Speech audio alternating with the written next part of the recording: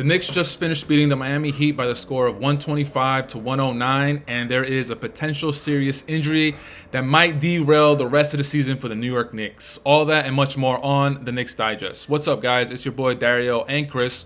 And Chris, man, let's get right into today's game. Everything was smooth sailing, everything was looking good, and then we have Julius Randle dislocating his shoulder. I mean, is there a worse way to end what was such a wonderful game? We're playing against the Heat, who are probably, like, if we're being real, the Heat right now are our biggest rivals. Like, they're number one for us. We might not be their number one, that's the Celtics to them, but for us, it's the Miami Heat. We're winning, we're playing a great game, a tremendous second half outside of that one bad run by us when the Heat got back into the game. And then Randle goes down, and it was just, you could tell he was in pain. His shoulder had popped out. It was... You literally saw the shoulder pop out when he was like looking Yeah. for one of the assistant coaches, and he was like kneeling over. You saw how like nasty it looked. Oh my God, dude, I've had a dislocation before, and I was like, I just feel his pain. Wait, so in the group chat you were saying that you had a dislocated shoulder before, but you said like the timetable for the return, it ranges. Okay, so, well, I dislocated my knee, so it is different, but it's similar because it's like a similar like bone structure almost. Okay. So essentially, here's why it can be weird, because if you get a dislocation, there's a chance something happens. It's pretty clean. There's also a chance that you could tear through a muscle. For instance, Ja Morant's out the rest of the season, not because he's subluxated, which is a minor dislocation, his shoulder. It's because that subluxation, sorry, that's a tough word to say, ripped right through his labrum. So he had to get like a labrum repairman surgery because he tore his labrum. So if Randle did that, then his season's done. If it's a clean dislocation, then Randle theoretically could be fine for the first game after the All-Star break, probably like the latest. Okay, so we're gonna jump into the game. We're gonna talk about the highlights, the lowlights, but just to focus a little bit in on Julius Randle's injury. Listen, man, you know my feelings about Julius Randle as far as like him and his potential and the ceiling of this team. Like, okay, hopefully this is not a season-ending injury because we are gonna need him in the playoffs. But if he's out for the next like month, I'm not that upset, bro. Yo, I'm not that upset, dog, because like I think you're gonna be able to see the offense like flow so much more smoothly. Don't leave the room. Nah, I feel like you're gonna see the offense flow so much more smoothly, and you're gonna get other players to step up to the plate. And like, I obviously don't want Julius Randle to have his season ended. Yeah, to have his season ended. Obviously not. I don't want any injuries upon any player, not even just a New York Knicks player, just all around the whole league. But if this is gonna be like a month-long thing, then like Julius Randle could sit out, he could get some rest. Like, I'm not that upset, bro. I'm picturing Jalen Brunson just like being the 100%, no question about it, captain of the team, telling everybody where to go, and the offense is going to be primarily flowing through him, which I think is going to be a huge plus for the rest of the season. Here's kind of where I'm at.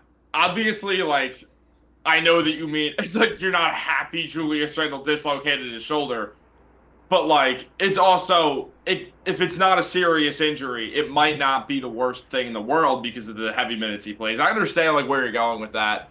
And obviously, I love Julius Randle. I'm a huge supporter of his. And I do sort of agree with the point of he could burn out. So maybe the month of rest, if it's not that serious, could be good because that would really just be 2 weeks and then the All-Star break anyway. So it won't be something crazy. But also, I don't know because we are now, first of all, just losing our second best player. And he's, for stretches, been the best player on the team. Specs. And it's just, But the way that OG has been looking lately, like I don't think that fall off is gonna be huge, bro. OG, no, I agree.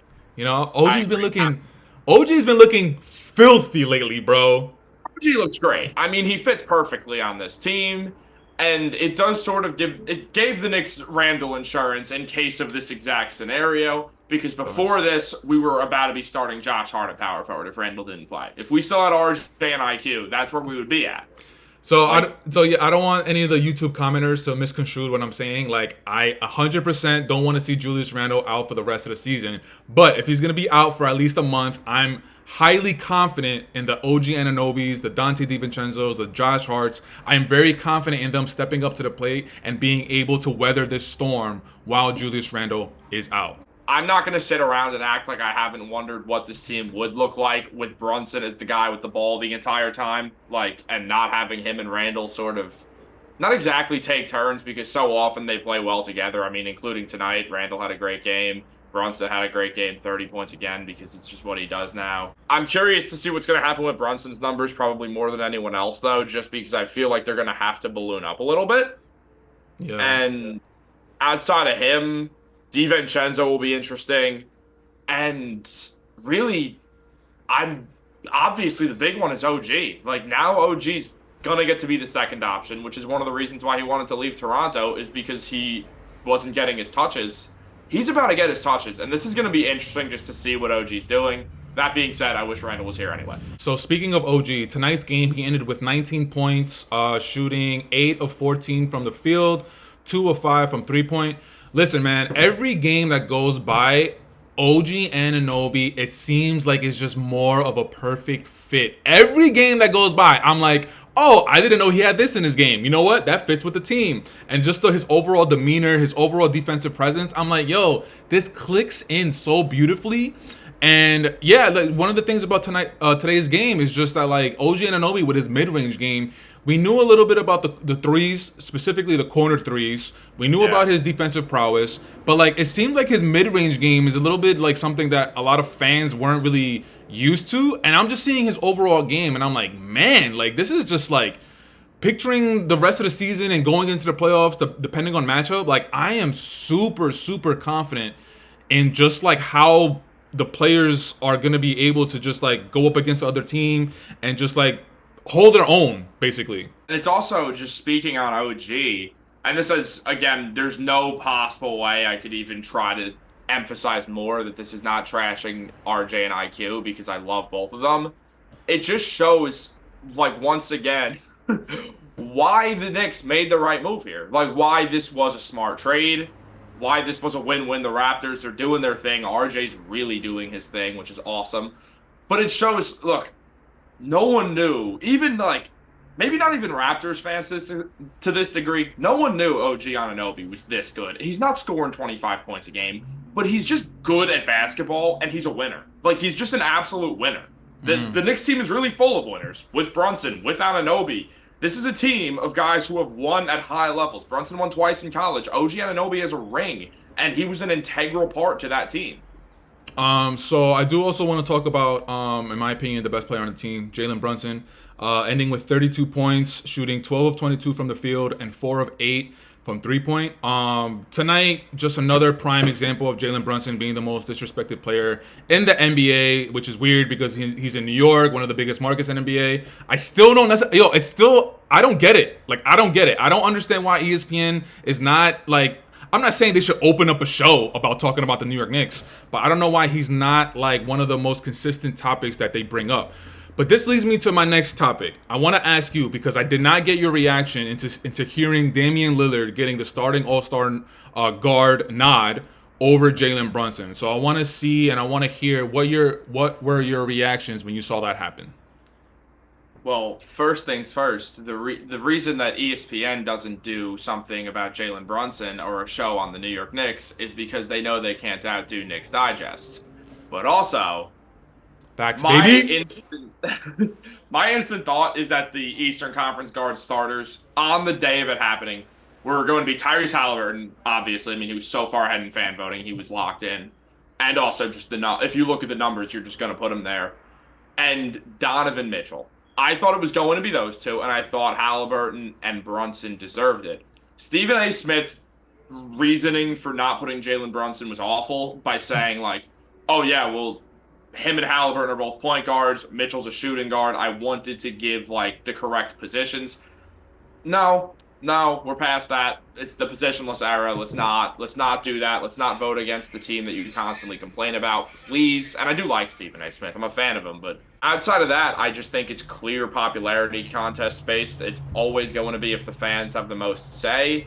That's what happened. I mean, they got split even votes, and it went down to fan voting, and fan voting basically they had Lillard higher. And if you look at Damian Lillard's Instagram, he's got 10.5, 10.5 million followers, and Yeah. Jalen Brunson has a couple 100,000.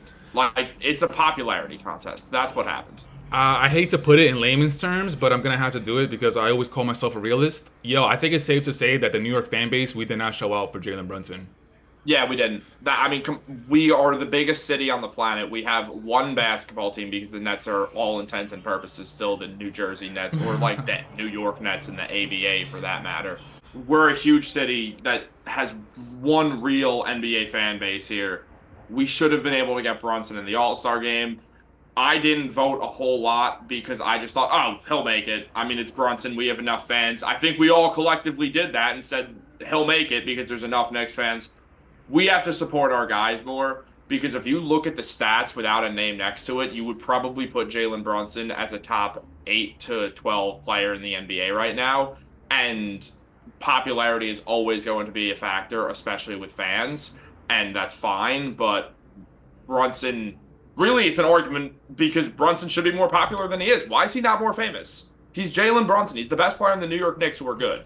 I mean, there's a million reasons why. He's not super athletic. He's not dunking, like, I don't, but yeah, again, I don't know. As far as the New York Knicks fan base not showing up for Jalen Brunson, we definitely got to turn that around. He's gonna make it. He's gonna make the All-Star team next Thursday. The Inside the NBA crew, they're gonna announce the reserves, and that's based off the coaches. So he's going to make it. But in my opinion, I think he deserves to be a starter. Damian Lillard, it seems like he's just coming on. It seems like him and Giannis are just finding the chemistry right now. But a player of Damian Lillard's caliber, you can make the argument that this season has not been one of his better seasons. Donovan Mitchell, my opinion, just how I feel. He doesn't really move the needle for me. So, I mean, yeah. Another thing that's interesting to keep an eye on with this game in particular is we could easily see the Miami Heat in the playoffs. As of right now, the Knicks are the 4th seed in the Eastern Conference, and the Miami Heat is the 7th seed. Of course, it would be a revenge playoff series because last year the Miami Heat knocked us out in 6. I mean, I feel like this was like a good, I guess, statement game to Miami Heat, letting them know that, like, hey, like, we remember what you guys did to us last season, and if we see you in the playoffs, we're definitely going to take it seriously. But then Julius Randle goes out, so it's like we don't know if we're going to be 100% healthy if we see the Miami Heat in the playoffs. Yeah, no, I mean, especially without Julius, that's going to be a problem because it gives the Heat all the world to just completely try to suppress Jalen Brunson. And we saw them, and Brunson is better than the guy who I'm about to name, but we saw the Heat successfully do that to Trae Young not too long ago, and he was the only real scoring option off the dribble for his team when he was with the Hawks, and that was a 1-8 seed matchup. So that definitely is concerning. I think they would need Julius in order to beat Miami. I'm not saying they would need Mitchell Robinson back, but it would be so huge if they could have Mitch for 20 minutes a night to come off the bench just while he's like 98% healthy, if that can happen. It would go for at least 6 or 7 games, 100%. These teams match up really well with each other. All right, guys, that's it for today's video. I want to say thank you for checking it out. And Chris, check you out in the next video. But until next time, guys, we'll check you out later. Peace.